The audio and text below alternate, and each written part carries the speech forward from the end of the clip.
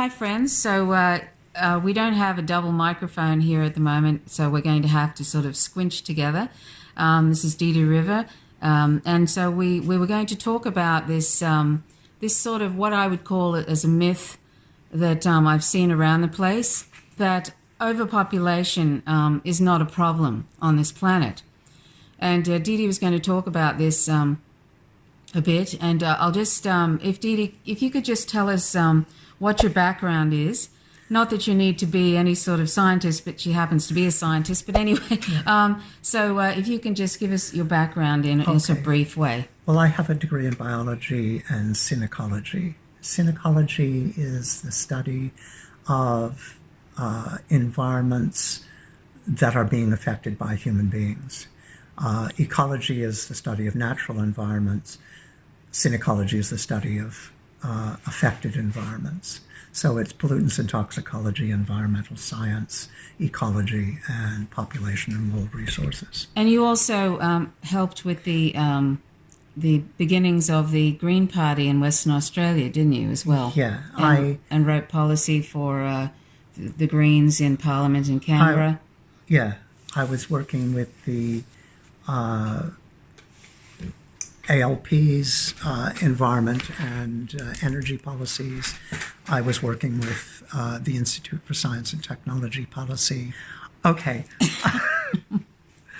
My background is that I was working at Murdoch University with the Institute for Science and Technology Policy. I was working with Murdoch University at the Institute for Science and Technology Policy, doing energy research and research into population and world resources and global development. And I was also working, I was the facilitator for Friends of the Earth in Western Australia. I was on the Labour Party Energy and Minerals Policy Committee and Environment Committee. And when that didn't seem to be going anywhere, a number of us broke away and started the WA Greens Party. Since then, I ended up working in federal parliament. I was also on the strategy committee for the IUCN Caring for the World document, which is the World Conservation Strategy Mark II. I was involved in all of that stuff probably until about 1998. So we're all out of time now, so thanks so much for tuning in. Thanks, yeah. Okay, now go on. I'm just being silly. At that point I felt like we'd probably gone too far. A lot of the work I was doing was in the 80s saying that we needed to make changes urgently, as a lot of those reports did, and that if we didn't, things would get more and more and more difficult to change. And so you actually got all those environmental sort of qualifications thinking that you might be able to actually do something to influence policy with government, and it turned out that it wasn't lack of science information that they had, it was lack of will, sort of a political will to do anything, and that was in the 80s. And now here we are in the 2019, and it's still kind of the same. In fact, it's worse. I mean, particularly in the United States, where they're actually going the other way and undoing all the environmental policies. And of course, we have this dire situation now where the permafrost is melting and all of this. But we're getting away from the issue of overpopulation. So, would you like to tell us about the limits to growth and how that was back in the 60s and what that was basically about? Basically, that was looking at the fact that we're in a closed system, that when you're in a closed system, any population of animals, including human beings, if they reach a certain level of population, they will exceed the amount of resources available and the amount of wastes that can be absorbed by the ecology. And the result of that is what they call overshoot and collapse. When things are in balance, population levels are reasonably stable. We're human beings. We are so clever, we've managed to work out ways to overcome a lot of the things that would naturally limit our population. We have learned to extract minerals and resources and food at a huge rate. We have learned how to deal with crowding and disease through antibiotics and antivirals and all of that sort of thing. And that's all coming undone, basically, because bacteria and viruses evolve much more quickly than we do. And generic antibiotic resistance is becoming common. All kinds of antibiotic resistance and antiviral resistance, and viral fast mutating viruses and retroviruses and so on are becoming more and more common. Yeah, and now we're in a post-antibiotic world almost. Yeah. But Didi, Fast getting there. so we were talking about just today how if they had employed all the different changes back in the 60s, Yeah. we may have had a chance of actually by the 90s being able to get to net zero in carbon emissions, which is what the businesses and governments are kicking and screaming. They don't want to upset the capitalist class. They are the capitalist class. They don't want to have to do that. It interferes with their profits and their careers, although they don't realize they won't have any career or any life if we keep going. But that's how short-sighted and how selfish and greedy and stupid a lot of them are. But anyway, so what sort of things could have been done in the 60s that may have actually made a difference instead of now where we are, where we're looking, we've got imminent human extinction very much real, don't we? Yeah. In the 60s and 70s, we knew about wind generation. We knew about solar water heaters and that kind of stuff. I was involved. Electric cars.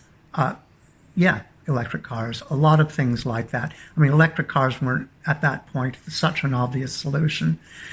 It was more a recognition that even then, before we knew about global warming, we knew that the pollution levels from smog and auto exhaust And the oil industry actually has admitted that they knew that something like this was going to happen even 60, 70 years ago, apparently. This is what's been found out, which is kind of disgusting. But anyway, and we not also surprising. knew that these things are limited, that there's, was going to be some time when we would hit peak oil.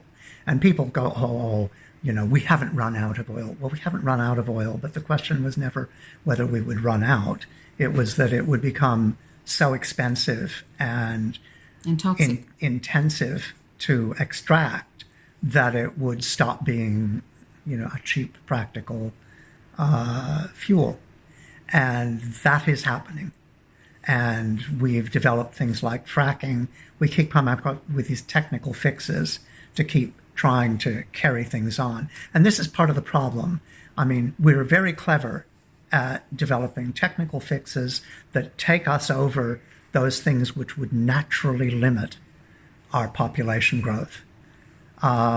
We get better and better at doing that, and that lets our population grow even further and creates the next set of problems. But at this point, human beings are a geological force on the planet, and we are changing the climate. We are changing the poles. We are changing currents in the ocean. We are changing the biosphere. We are changing, species distribution. We are eliminating millions of species of plants and animals around the world at a really rapid rate, to where scientists now talk about this as the sixth mass extinction. Okay, this is happening really fast. Which we're a part of. The human species is a part of, on the front lines of we're the basically, sixth mass extinction. We're basically causing it, but we're going to be one of the victims of it, because the situation is we are changing the environment of the Earth to one that won't sustain us. And that is always the problem with overshoot and collapse. But this is much worse because we have enabled a population level which is affecting the entire planet. We have wiped out nearly all the forests on the planet, and we're wiping out the rest of it really fast. We are using a lot of the arable land on the planet, and we are degrading a lot of that arable land. Let We me- are fishing out the oceans. Yes. We Let are. me just stop for a second, and I'll just show you those two memes that I regularly show on this channel in relation to why it's so important, a moral imperative that we need to go vegan, firstly, because we don't have the right to use animals as resources, but secondly, because it's destroying the planet, and it's also a major contributor to climate crisis. So let's just pause for a moment. I'll show you those two memes. And the second meme, check out how much land is available if we stopped animal agriculture. It's literally continents, China, Australia, like China and all, like Australia, 3 or 4 Eastern continents Europe, yeah. is available. Anyway, I'll check these out.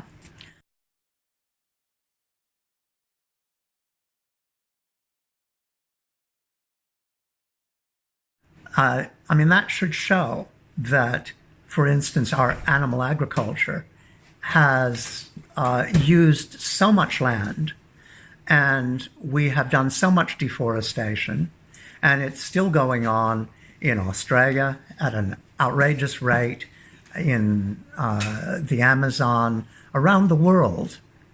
We are rapidly cutting down the forest, both for grazing and for animal fodder, to grow soybeans and other products to feed our animals. And this isn't slowing down.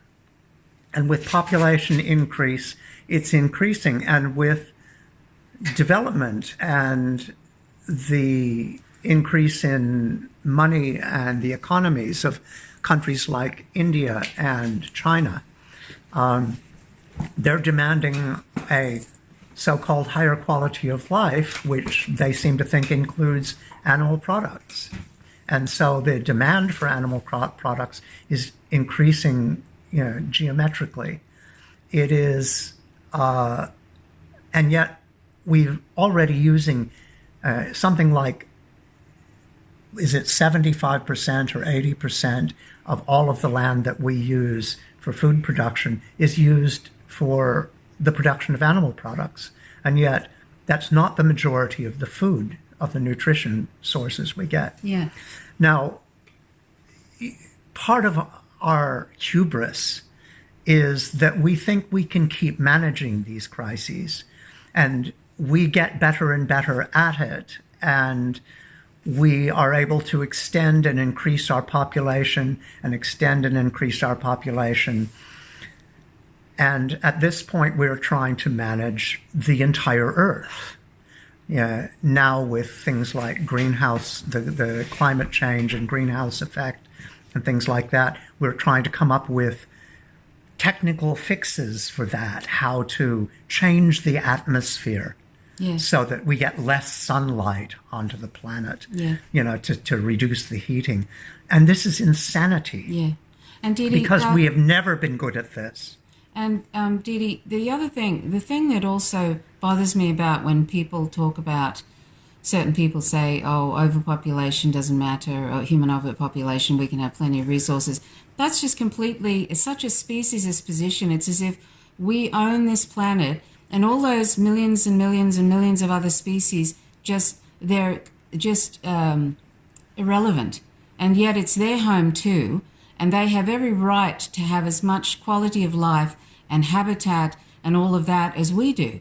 It's just that we're so speciesist, and this is because we're not vegan, and that's why veganism is also so important, because it's an ethical position. And once we realize that animals have a moral value that's equal to ours, then we realize that we have to protect this planet for not just for ourselves, but for them, and include them, and stop using them, and stop eating them, and stop wearing them, and thinking of them as resources, and thinking of them as entertainment. The only reason a lot of people start going on about how awful it is that animals, species are being lost is because, we won't get to look at them anymore. Well, that's not a great reason. Most people think of it that way. It's some sort of entertainment. Too. And it is ridiculous because they're actually, if insects all vanished tomorrow, we'd be cactus, basically, wouldn't we? Yeah. So, that would be it. Yeah. And people think insects are irrelevant, and they just squish them and carry, like it's absolutely, they're nothing. And yet we'd be gone if they vanish, and they are vanishing. They're vanishing. And birds are vanishing. Yeah, and birds are vanishing. But insects are actually massively dying off in Europe. Yeah. So this is the seriousness. And so that's why it's important for people to be vegan, so that we value animals the way they should be valued, not as things, not as property, not as our entertainment. Oh, look at the wonderful species that on our planet. No, it's their planet. They are living, they are sentient beings that belong on the planet just as much as we do, and have a right to be here just as much as we do. And they have a right not to be domesticated and exploited and tortured and killed for trivial reasons and mostly palate pleasure, or that they're here for our entertainment and we shove them in prisons they call zoos. So, you know, that's something dying out there too. That's something that really bothers me when I hear people say things like, oh, it doesn't matter how many people are on the planet. Firstly, it's ridiculous because you can only fit so many people into a finite space. So that's ridiculous, one. And two, this is their planet, the non-humans that live on the planet. They're 99.99% of the planet's population. Sorry, we just had to stop for a moment. I thought we were running out of batteries. So anyway, Dee Dee, do you want to talk about, so anyway, I was on a little rave about veganism and why it's so important. So I hope that people, if you're not vegan, I hope that you'll think about becoming vegan. So, and there's a whole lot of reasons why. So Dee Dee, tell us, talk about the carrying capacity of the planet. One of the things that happen with,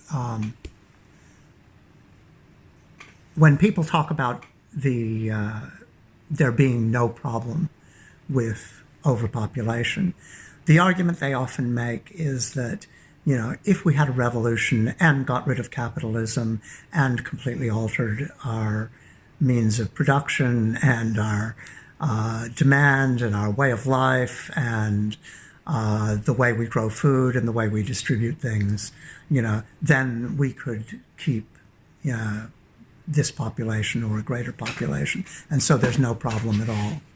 All we need is a revolution. My response is that you're not talking about the fact that there is a limit to growth. You're talking about carrying capacity. And carrying capacity does depend on how you're using resources and, you know, how you are dealing with waste and all of that kind of stuff. And this is something that's been been talked about since the 60s, as you mentioned before, 60s and 70s, when people started saying, you know, look, the population is really going to be a problem and the environment really is a critical thing. People were saying, well, look, we don't need, even though we didn't know about climate change at that point, we could see smog wasn't good for us and the smoke from factories, and that was obvious from the time of Blake. And the 19th century. But people at that point were saying, why can't we use renewables? Why can't we? In the 60s, you mean? In the 60s. Yeah. Why can't we, you know, develop a less, you know, consumerist society? All of that was discussed and put out in the 60s and that kind of stuff. You know, things like solar water collectors were there. Wind generators were there. I lived on a community, biospheric community, which had wind generators. It was powered by wind generators and solar water collectors, and this was in the early 70s. Now 72. Yeah. You know, wasn't impossible then, and we were saying we need to shift this now. Yeah. And if people had taken that on at all, we would have had 60 years, basically, 60 years to be making that transition. And at this point, we probably would be renewables. We would be living in sensible cities. We would be living an entirely different way of life, and so on. These things have all been said, and they never happened. Yeah. We were told, "Oh, you just want us all to, live in a cave in the dark." And the thing is that now, for it to really go to net zero, it'd have to be like what happened during the war, the Second World War, where Churchill but basically they had to really pull in their belts.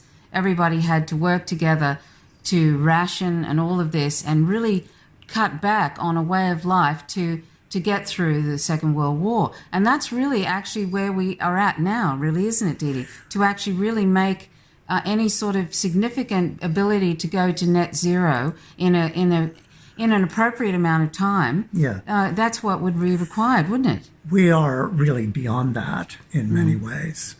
We are... Well, we're beyond that. Of course, all sorts of efforts at this point are probably futile. But I mean, basically, you know, what would need to happen is we would have to have a global commitment to radically change our way of life.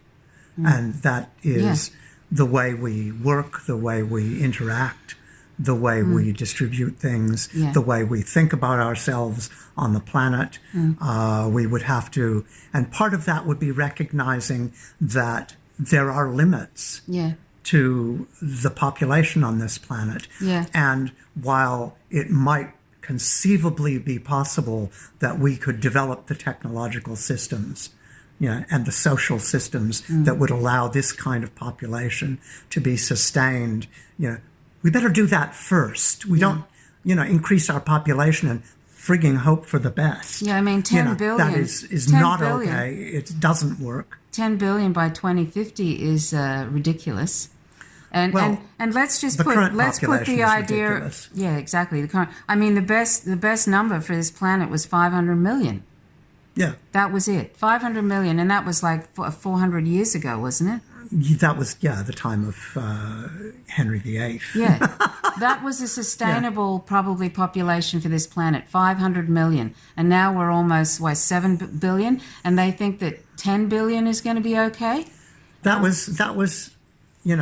Sustainable in the sense that we could have preserved the global environment, all of those environments that interact and maintain the systems of life on this planet, the climate, the weather, all of these sort of things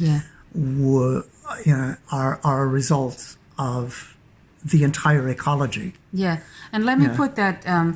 that's all life. Somebody was mentioning, when I say nonviolent civil disobedience, I think that's something, and Chris Hedges, the Pulitzer Prize recipient, has said it's a good, breaking the machine is really all that's left now, because they're not, they're not listening, and letter writing and the days of letter writing and all of that, petitions are over.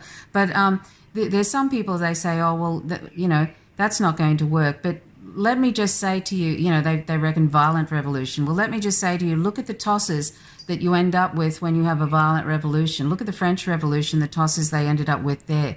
And you still end up like this.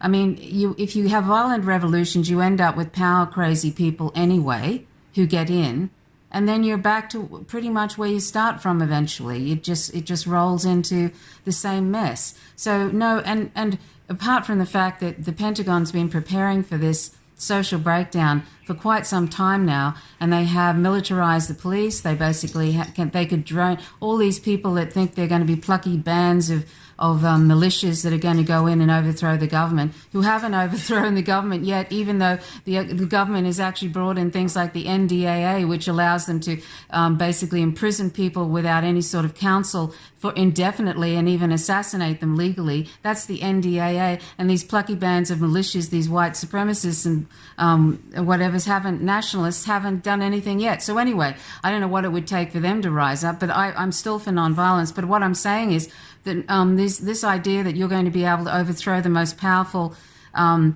weapon, the most powerful government in the socioeconomic machine. Yeah, the on the planet is ridiculous. So let's stop allowing Hollywood movies to dictate our thoughts and confuse us. You have to actually be realistic.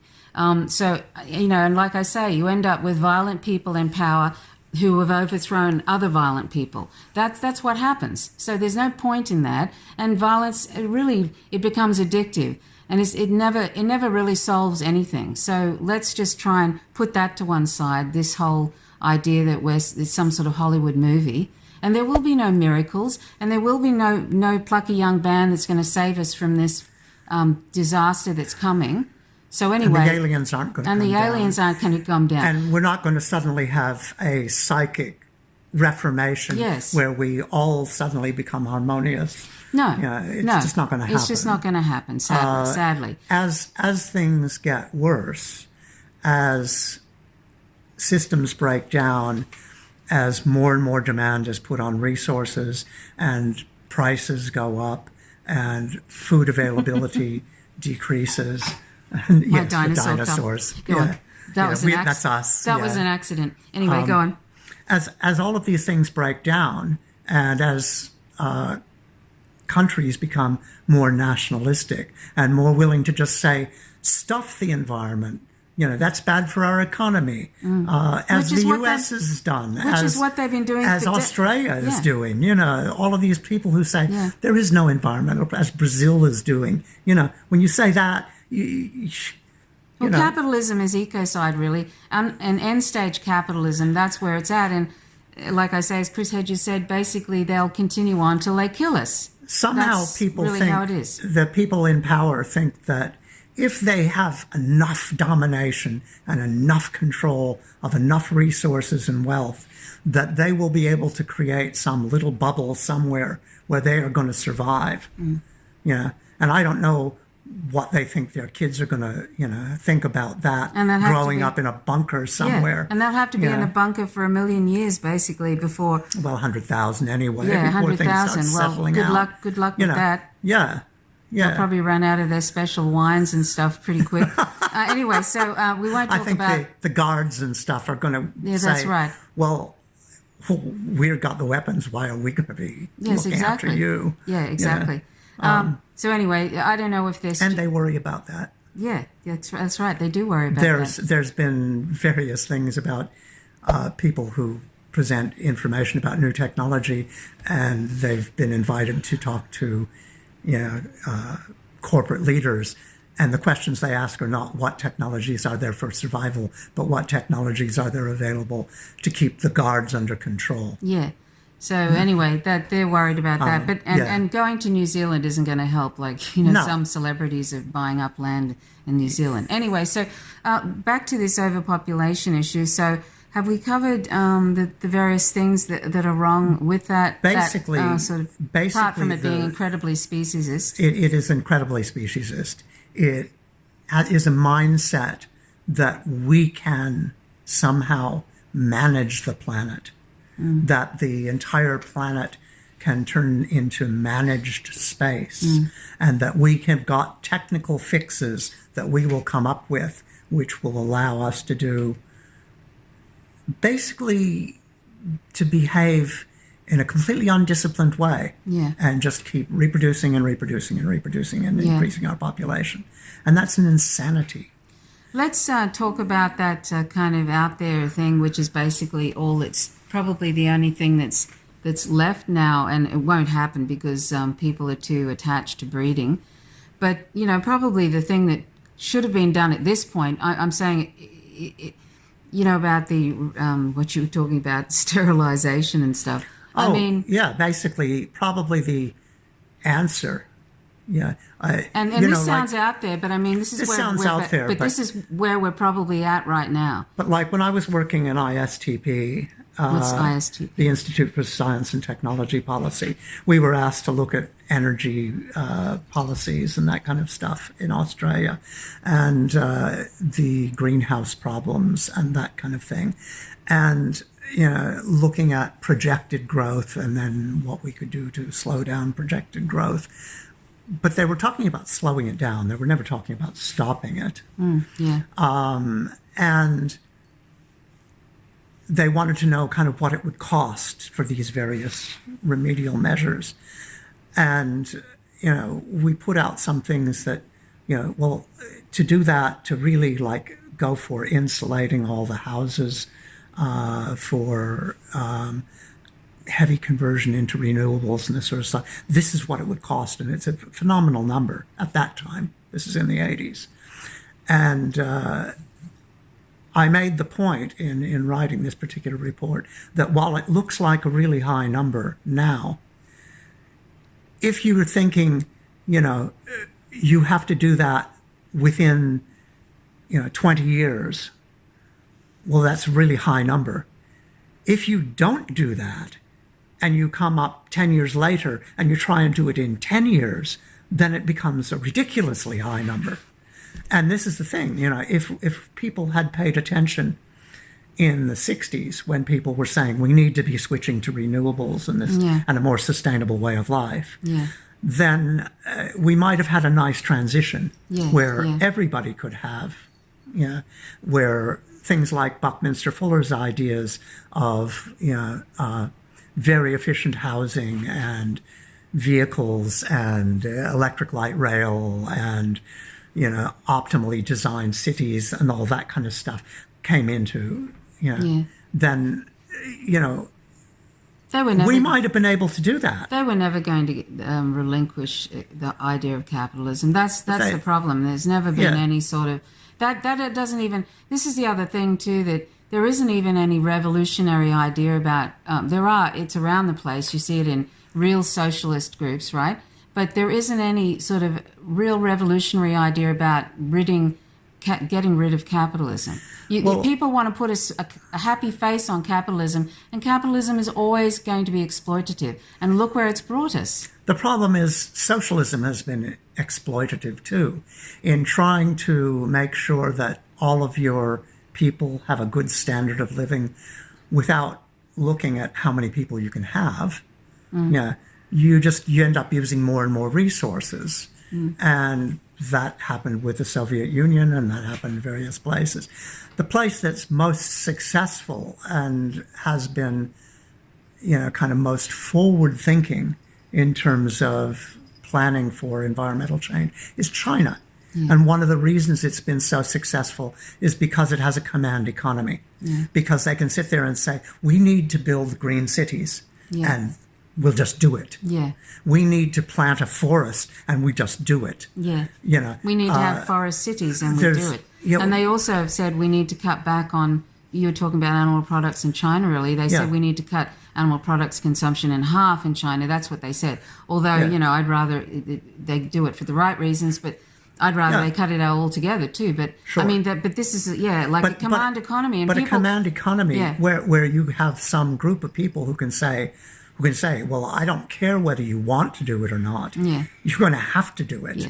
I mean, this is probably the problem, of course, is that can be abused as well. Of course, sadly. But I mean, in that regard, in this regard of extinction coming up on us, that would have been a very helpful thing if people had some ethics, and they'd actually command economies are not a bad thing when it comes to I don't care if you want all your devices coming out of your ears and driving 5 cars and all of this sort of thing. We're going to do it this way so that we can actually have a livable planet. You might want to be able to race your Hummer around, but that's not really okay. But anyway, back to that sterilization thing. That sounds crazy.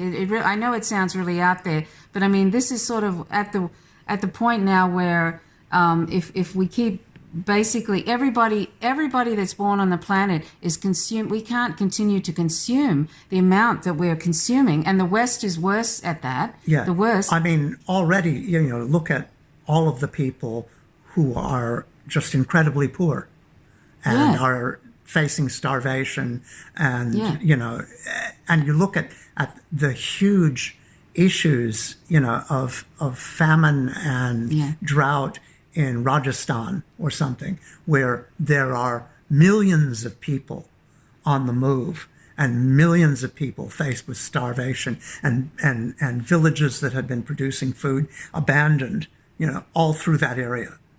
And this is all becoming very much worse rapidly.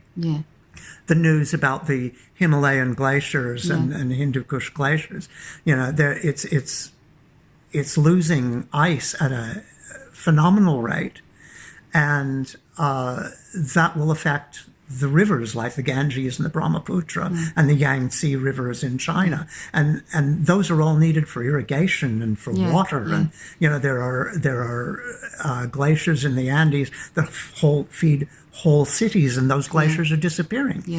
What happens when there's no more water? That's right. And and China is doing some sort of cloud seeding and stuff, but who knows how that's going to go? These to technical create fixes snow have always created at least as big a problem. But this is where the overshoot and collapse thing comes in. Eventually, the planet has a way of it'll just say, "Well, you're going to go." Basically, you get to the point where you've used. So this whole thing of it's going to be 10 billion in the mid 2050. I don't even think at that point. I think it's going to be so dire that we'll be literally on the brink of ending as a species, and so it won't actually even get, I don't think, to that level. Yeah, I think around that point we will be, there'll be people in bunkers or enclaves or whatever here or there, and they're going to have to deal with the fact that they've created a situation which is not going to stop. And let's when the human species dies off, due to and it's not going to die off because of flooding. No. From ice melts. Yes. It's going to die off because our food systems are going to be destroyed. And that's happening now. Yeah, it's happening now. That's happening now. You look around the world and areas which have been major food production things, I'm thinking of Victoria in Australia or the fruit-producing areas in France. I mean, the fruit-producing areas in France were just wiped out. 10 minutes with a major hailstorm, hailstones the size of ping pong balls. And that wiped out that entire region. We have problems for food producing in Australia now because of the drought. And then we have these torrential rains, which wash away the topsoil and all that sort of thing. So it's happening globally. And, of course, with the methane increasing in the atmosphere, and it's 100 times more powerful than carbon dioxide, even though it's got a shorter life. 25 times. 25 times more powerful than carbon dioxide, even though it's got a shorter life. That's going to cause that positive feedback loop, which is going to cause more warming, which is going to cause more permafrost melting, which is going to cause more warming, and that's how it's going right now. And so you're going to get more droughts. All the ice is going to go into a lot of the ice that's been melting in Greenland. 2 billion tons have melted, 3 billion in the last 5 years, I think. 5 years, like that. And that's melted into the Gulf Stream, and the Gulf Stream actually is going to that creates a global conveyor of currents. That creates then these crazy winters in the United States, and then the crazy winters in Europe. So all these things all affect agriculture, and then there's the looming food crisis due to the fact that animal agriculture is not going to be able to feed the planet by 2050. Not at all. It's ridiculous amount of land and resources and the huge amount of water that is used for animal agriculture, like 1,100 gallons to make 1 gallon of milk, that kind of thing. And all that means, all that we've mentioned in those memes I showed you, that's not going to be sustainable. It's not sustainable now, just putting aside the ethical reasons that it's wrong, but it's not sustainable. So we actually going to have to go to a plant-based agriculture anyway. So, there's all these different factors. I guess we've gone off the topic of population thing, but these are all connected. And it sort of really saddens me and kind of worries me that people say things like that they're so sighted and so narrow-sighted that they can't sort of see that we don't have the right to be just... we're like a pest now. We've been like a pest for a while. We've literally overrun and eaten through a lot of what's on the planet, and we're destroying it for other animals. And that's just, and now we're destroying it basically for ourselves and have been for some time. And I mean, this has been symptomatic for a long time. I remember the shock and horror I had in reading a scientific report in late 60s, early 70s, where they were planning for, population increase, and somebody was proposing, what we need to do is start getting rid of all of these fish and just eating the krill.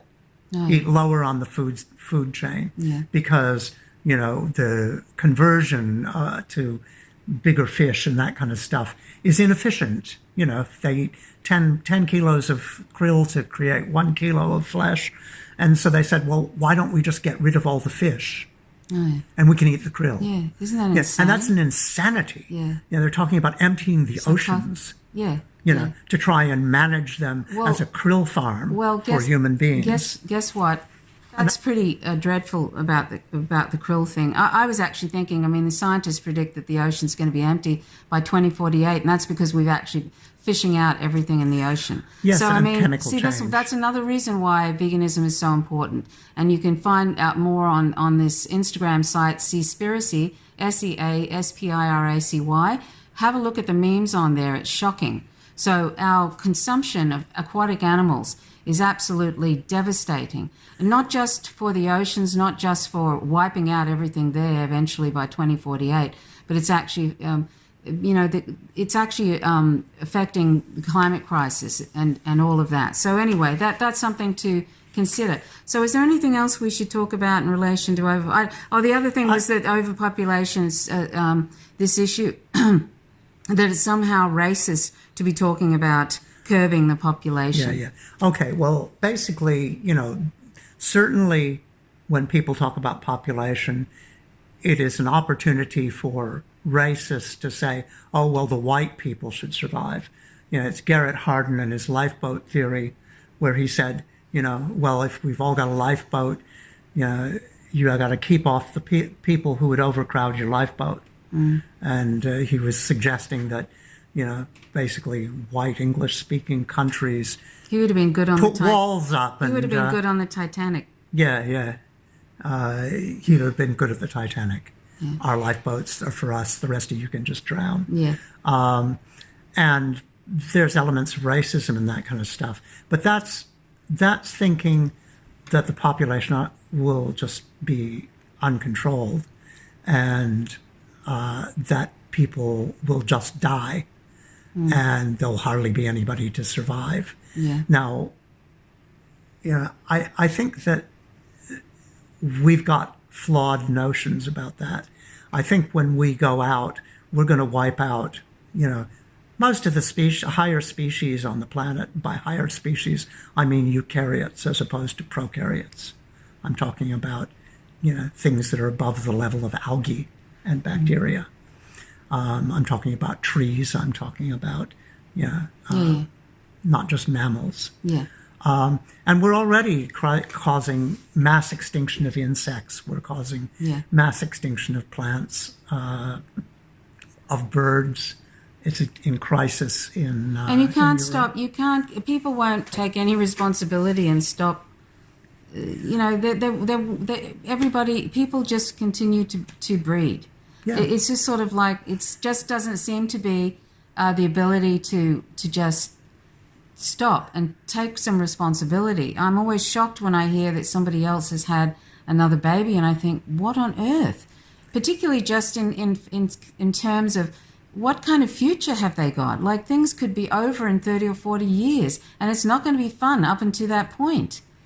So I sort of find it unfathomable that people are still having children at this point. But anyway, like, this is the thing. We're just animals, and animals breed. And I just sort of feel like we cannot seem to find our way out of a paper bag with this situation we've got now. We couldn't take responsibility 50 years ago, and we can't now, even though it's staring us in the face. And that's why not only are governments not taking any responsibility in relation to this, and they're not going to, and corporations certainly aren't, unfettered capitalism, but we as just individual animals can't seem to take responsibility. And this is where we're at. So we're just marching along into oblivion, and we'll be just like a blip on the in the history of this planet. We're just going to be a little tiny blip. And what concerns me is there are now people supposedly on the left coming out and saying, oh, this population thing, it's all bullshit. Well, it's not bullshit. Well, this is what we're talking about. Yeah, it's not bullshit. And most of their response, their reasoning is that with an entirely different social framework, with an entirely different technological base, with an entirely different way of life, we might be able to sustain this population or even a bigger population. Yeah, but we're not going to change that. And you can't say that, as things decline, and things are declining, the lack of wage increase compared to price increase doesn't just have to do with capitalism. It has to do with the fact that things are more expensive to get. It's like you used to have copper veins.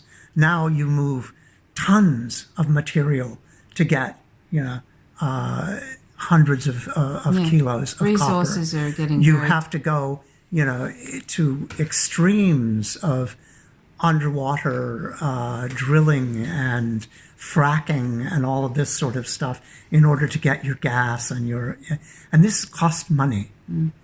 And all of these new technologies of, genetically engineered plants and all the rest of this stuff and the chemical assistance and all of that all costs money. And, you can't. And it requires a lot of energy. It all requires energy. It all requires resources. Yeah. What used to be you could, drill a hole in the ground and stick a pipe in and you'd get oil. Yeah. Or sometimes in Pennsylvania 120 years ago, it was just on the surface. Yeah. Now you're having to build offshore rigs. And that takes a huge amount of energy and resources to get that resource. And here they're talking about the Arctic melting as a business opportunity. Yeah. But anyway, that shows how insane it is. But anyhow, the thing I was going to... The thing about the population, the people talking about... That biosphere, if they couldn't make that biosphere work... And the biosphere too. Biosphere too. And here are people talking about going to Mars and having a sustainable thing on Mars. They couldn't even get it to work on Earth. Yeah. So, it's just... This sort of it's fantasy. Yeah, this is sort of Hollywood fantasy stuff that's moved into people's heads in real life, and they like the plucky people will be able Elon to Musk. Somehow sort it out with a bit of shoe leather and duct tape. Yeah, really. Right. Yeah. I'm afraid that's not going to work. No. And the biggest problem is that as we change these ecological systems, a lot of them affect the feedback loops of the planet. That they talk about the ecology when it's working properly, or even when it's working improperly, as a bicycle wheel, where the spokes create the ability to carry weight far beyond the power of those individual spokes. The whole is much more than the sum of its parts. And the one nice thing about the ecology is, like a bicycle wheel, you can take a spoke out and somehow it will adapt and keep going. You can take a couple of spokes out of that wheel and it'll keep going. If you take enough spokes out of that wheel, it deforms and it becomes something else entirely. And it's really nearly impossible to put it back. Yeah. Once it deforms. And what we're doing is creating that kind of a change. We're creating a feedback loop where the Arctic areas, the tundra is melting, the permafrost is melting at a ridiculously high rate. Yeah. It's all putting out methane, and we're talking about gigatons of methane, which is a much better greenhouse gas than carbon dioxide, and it might not last as long in the atmosphere, but when it doesn't last, it converts into carbon dioxide. And so that's not really helpful. And there's a lot underneath the East Siberian Arctic shelf. Yeah, and it's only started to come out. Yeah, it's only started to come out. Anyway, we should probably wrap this up anyhow. So is there anything else you wanted to say? I just wanted to say, this argument that we don't need to worry about population, or that population problems, overpopulation is bullshit. I mean, that's assuming we can change the conditions for the carrying capacity of the planet. It currently, the carrying capacity of the planet has probably been exceeded. And that's with an almost complete human domination of the planet. And that's destruction of so much of the ecologies of the planet. And it's not ours to destroy. And we depend on it. We depend on the ecology of the planet. It's not only not ours to destroy, it's suicidal when we destroy it. Anyway. And so, I don't know what people hope to gain by arguing that overpopulation is bullshit. Do they just want to keep populating? It's just a human supremacist thing. That's all it is. Well, it's just stupid, really. Yes, but that's what it is. It's human human supremacy is stupid. It's not even a technical fix. It's just like, we can ignore this. We can ignore this. All we need is a revolution. Yeah. Nope. Yeah. Okay. Anyway, that'll do for now. So anyhow, not that a revolution isn't a good idea. No. A real revolution that's actually sort of challenging the whole system, not just trying to make capitalism pretty and with a smiley face. That's not a revolution. This is what people in the 60s and 70s were saying. This is what the Brundtland Report, Our Common Future, said. This is what Caring for the World, the IUCN report, said in the early 90s. This is what every scientific report that's looked at the whole system has said, that we need a complete shift in the way we behave in relation to one another and in relation to the environment. Or we won't survive. And don't don't feel nihilistic about this. There's always things that we can do anyway that will actually, even if we go extinct, it actually makes it probably mitigates some of the disaster for other animals. And so it's important to go vegan. It's important to keep doing nonviolent protests, and the nonviolent mass civil disobedience. I don't know if we're ever going to organise to get that together, but I mean, that would be a really good thing at this point because, petitions and letter writing and all that's gone by the board. And also just being kind to one another, being loving and being just, and also being against war. That's so important. There's a whole bunch of things you can, every day that somebody is vegan, they save so much in the way of forests and water and all of that, and also prevent the killing and torturing of 1 trillion, not 1 trillion, only if only that was true, one animal or more every day, just one day as a vegan. So just think about doing that. It's so important, and think about all those other things and get involved locally and on a political level. There's no point in waiting for things to end, or sitting on your hands or wringing your hands and yet not being vegan. That's another thing that sort of drives me a bit spare, is people wringing their hands about the climate crisis and yet they're not vegan, and they just pretend that that's not important, or that it's a personal choice or something. It's one of the most important things you can do. And all those green groups that pretend that it's not important, shame on you. And that includes Extinction Rebellion, and people make excuses for them. Oh, there's vegans in Extinction Rebellion. Extinction Rebellion pretends that veganism, or has even said that it's something that people can do or not, and that it's some sort of a consumer choice or something. It's a personal choice. Everything is a personal choice. Every single thing that we do every single thing that we do affects what goes on. And when you're not creating demand for a destructive force and a violent force, that is a powerful thing. And it ceases to be a personal choice when it involves the torturing and killing of 200 million plus land animals and millions and millions and millions of aquatic animals. And it ceases to be a personal choice when it's destroying the oceans. And it ceases to be a personal choice when it's destroying the rainforest. And it ceases to be a personal choice when there are millions and millions of climate refugees that are coming. And it ceases to be a personal choice when all the other effects of continuing to consume animal products, that's dairy, eggs, milk, dairy, eggs, meat, and so forth, and the destruction of the oceans, and people without any water, and so forth. So let's stop with the personal choice nonsense. It's not some sort of personal choice.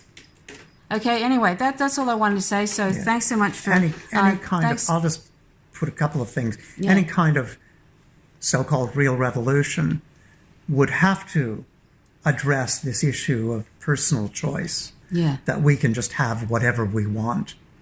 Yeah. It doesn't work. Yeah, this greed and selfishness and this mean-spiritedness that we've developed, I don't know if it's inherent or what, and as a species, is basically brought us to the edge of extinction. We can't just have as many people as we want, as many children as we want. Yeah. You know, we can't just have all the things that we want. We can't just have, you know, cars and all this sort of stuff. You know, we talk about doing with less. Well, that's a great thing for people in the West, and they sure as hell should do with less. Yeah. But I mean, there's an awful lot of people who are doing with so little already. Yeah, really. That, you know... And people starving in Yemen because of Western imperialism. Yeah. Anyway, we better wrap it up. Thanks so much for chatting, Dee Dee. And she's always... I can put out some ideas about how things could change or what we need to do. Yeah. I mean, but do something. Don't just sit on your hands and wring your hands and put sad little emojis on things when you hear sad news about stuff. Actually do something. It's the inaction and the apathy that has been killing us too. And one of the things that you can do, that we can all do, that is simple, is going vegan. Yeah. That has the biggest effect Yeah. of almost anything we could do. Yeah. Is going vegan. According to science. According to science. And it is something we can do without any real personal pain. Mm-hmm. And it is something we can do. And it's great. It's a great thing pretty to do much immediately. For us, for our health, for other animals, most importantly, and the planet. And I mean, it's a win-win. There is no losing in it. We don't have to buy into the, special vegan whoop-de-doo things. Yeah. You know, you don't have to buy pre-made diet products. is just simple. Yeah, it's simple, but it's so delicious. Anyway, we better wrap it up here. So thanks so much for watching. Please click the subscribe button if you haven't already, and click the notifications bell. And please leave comments if you wish. And please, if you make, we're happy for you to disagree with us. And hopefully we made sense. But if you can keep it civil. And so thanks so much for watching from Dee Dee River and myself. Till next time, bye for now.